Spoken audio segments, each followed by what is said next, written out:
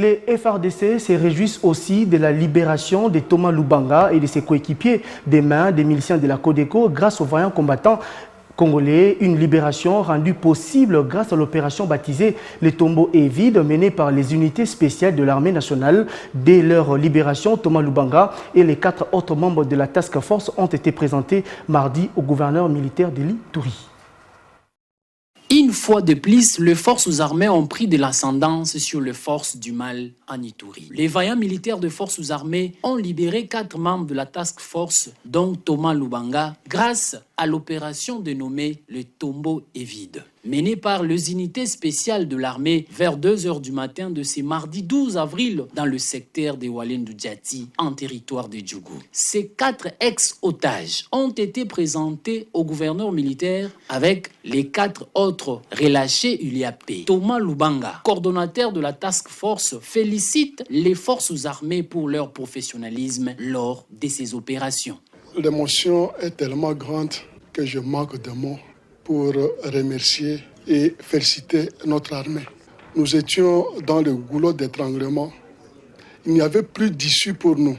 Vu les enchères qui étaient montées autour de nos personnes, nous constituons pour nos ravisseurs des trophées avec lesquels ils pouvaient faire des chantages autant qu'ils le voulaient.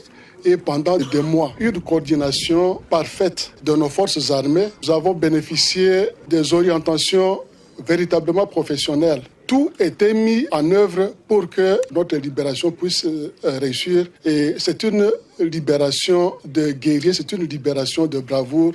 Et franchement, la Task Force est fière de notre armée. Une libération saluée par les habitants de l'Ituri. Je remercie Dieu parce que nos leaders détenus depuis 2 mois par les éléments des Codeco sont de retour parmi nous. En tout cas, ça fait notre joie. Pour les gouverneurs militaires de la province de l'Ituri, l'opération menée par les forces armées ayant abouti à la libération de 4 otages est un signal fort aux groupes armés car on ne combat jamais la République, a dit le lieutenant-général Luboya Kashamadjoni, commandant des opérations. L'État reste toujours l'État.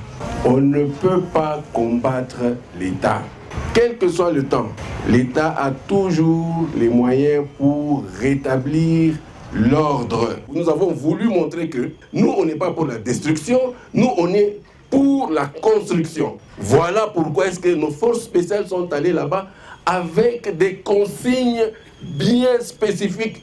Allez, ne tuez pas, prenez seulement nos gens, revenez avec eux. Et voilà les armes des gardiens. Disons-le, cette opération menée par l'armée régulière pour libérer les otages s'inscrit dans le cadre de sa mission régalienne. Signalons que les forces armées viennent d'être renforcées avec les armes d'appui pour galvaniser les opérations de neutralisation contre les groupes armés locaux et étrangers à l'esprit et à la lettre de la volonté manifeste du président de la République, commandant suprême des forces armées et de la police nationale congolaise, Félix Tshisekedi Tshilombo.